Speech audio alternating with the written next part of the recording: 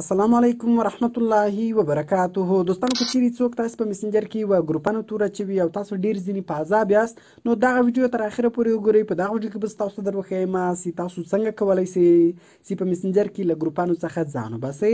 او دوستانو که چیرې تاسو په مسنجر کې له یو ګروپ څخه ځان باسئ او بیرته مې ستاسې ملګری هغه ګروپ تور اچوي، نو تاسو هیڅ مه پریشانه کیږئ. په دې ویډیو کې تاسو ته یو سټینګ درښیم که چیرې تاسو د دې سټینګ په ذریعه سره له هغه ګروپ څخه ځان وباسئ، نو بیا به دویم وارې هیڅوک هم تاسې هغه ګروپ ته دویم وارې نشي ورچولی.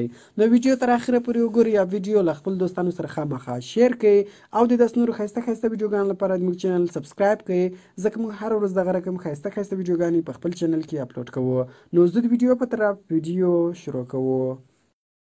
دوستانو تر ویډیو شروع کېدو مخته که چیرې تاسو ویډیو لایک کړی نه وي نو ویډیو لایک کړئ، او که چیرې تر دا وسه پورې تاسو زموږ چینل نه وي سبسکرایب کړی نو په دغه سور سبسکرایب بټن باندې کلیک وکړئ او د موږ چینل سبسکرایب کړئ او ورسره په دغه غنټې نښان باندې کلیک وکړئ او په آل باندې لازمي کلیک وکړئ تر څو زموږ هره نوې ویډیو تر تاسو پورې اول در ورسیږي. نو دوستانو اول به تاسو په خپل موبایل کې مسنجر خلاص کړئ. کله چې تاسو په خپل موبایل کې مسنجر خلاص کړئ نو دلته به تاسو په هغه ګروپ باندې کلیک وکړئ له کوم ګروپ څخه ستاسو ځان باسئ. کله چې تاسو په هغه ګروپ باندې کلیک وکړئ نو ډېر اسانه د ګروپ د کونج کې آی بټن ده، په دغه آی بټن باندې به تاسو کلیک وکړئ. کله چې تاسو په آی بټن باندې کلیک وکړئ لاندې به ولاړ شئ. نو لاندې ګوره په دې کې زه تاسو ته دوه اپشنان درښیم، یو لیو ګروپ درښیم او یو سمثینګز رونګ اپشن درښیم. ګوره زیاتره کسان چې دي هغه د دغه لیو ګروپ په ذریعه سره له دغه ګروپ څخه ځان باسي، نو بالکل د دغه لیو ګروپ په ذریعه سره هم تاسو له دې ګروپ څخه ځان ایستلی شئ.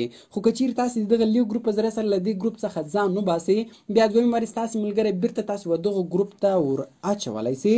نو راځو ګوره زه تاسو ته اوس دویم اپشن درښیم. که چیرې تاسو د دغه دویم اپشن د دغه سمثینګز رونګ اپشن په ذریعه سره له ګروپ څخه ځان وباسئ بیا به دویم وارې ستاسې ملګری و دغه ګروپ ته تاسو نشئ ور اچولی. نو ډېر اسانه ده ګوره سمپل به تاسو په دغه سمثینګز رونګ اپشن باندې کلیک وکړئ. کله چې تاسو په دغه اپشن باندې کلیک وکړئ به تاسو په هیډ سپیچ باندې کلیک وکړئ او لاندې به تاسو په سینډ فیډبیک په دغه بټن باندې به تاسو کلیک وکړئ. کله چې تاسو په سینډ فیډبیک بټن باندې کلیک وکړئ دلته ګوره تاسو ته دغه اپشنان راړوي، نو دلته به تاسو په دغه لیو ګروپ بټن باندې کلیک وکړئ او په لیو بټن باندې به تاسو کلیک وکړئ. کله چې تاسو په لیو بټن باندې کلیک وکړئ نو تاسو به له دغه ګروپ څخه وایستل شئ، نو بیا به دویم وارې هیڅوک هم تاسو دغه ګروپ ته نشئ ور اچولی.